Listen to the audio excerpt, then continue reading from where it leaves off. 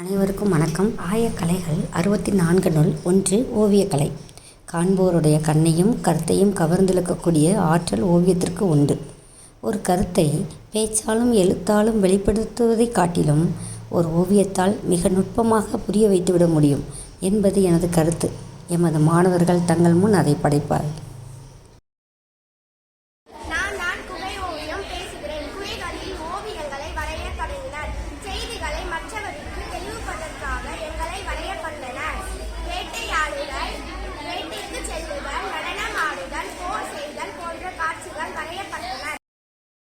அடுத்ததாக நமது மாணவர்கள் சுவர் ஓவியம் எங்கெங்கு காணப்படுகிறது அப்படின்றத பற்றி நம்மளுக்கு விளக்கமாக கூறுவார்கள்.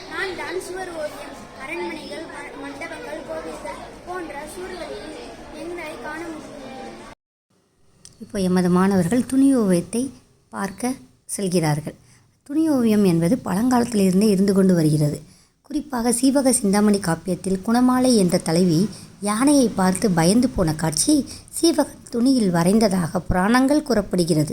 தற்போது கலம்காரி ஓவியங்கள் தமிழ்நாடு, ஆந்திரம் போன்ற பகுதியில் இன்றும் காணப்படுகிறது. வாருங்கள், எமது மாணவர்கள் அதை பற்றி கூறுவதை கேட்கலாம். முற்காலத்திலே துணி ஓவியங்களை வரையும் முறை இருந்துள்ளது. துணி ஓவியங்களை வரைய பயன்படுத்தும் துணி எளிநீர், திரைச்சீலை, கிளி, படாம் என பல பெயர்களால் அழைப்பார். இப்போ நம்ம பார்க்க போகிறது ஓலை சுவடி ஓவியம். ஓலை சுவடிகள் மீது எழுத்தாணிகளை கொண்டு தான் வரைந்து வண்ணம் தீட்டுவார்கள். இது இதிகாசம், புராணம் போன்றவற்றில் காட்சி வடிவங்களாக மட்டுமே காணப்படும்.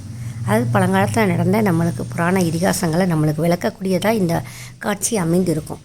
ஆனால் இந்த காலத்தில் அது மாதிரி படங்கள் காண்பது மிக அரிதாகி விட்டது.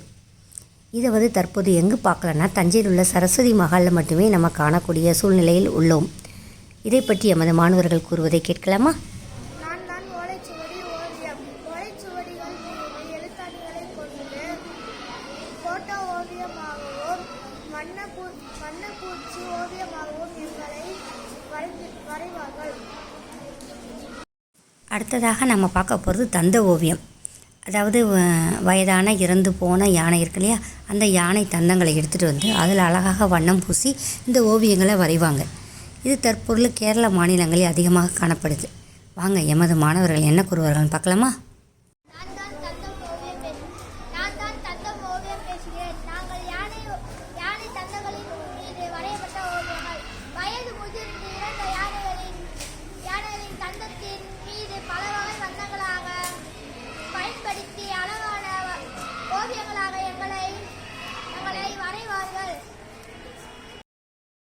கண்ணாடி ஓவியம் அழகிய வண்ண ஓவியங்களாக என்னை வரைவார்கள். உதாரணமாக உருவங்கள், இயற்கை காட்சிகள் போன்றவை வரையப்படுகிறோம்.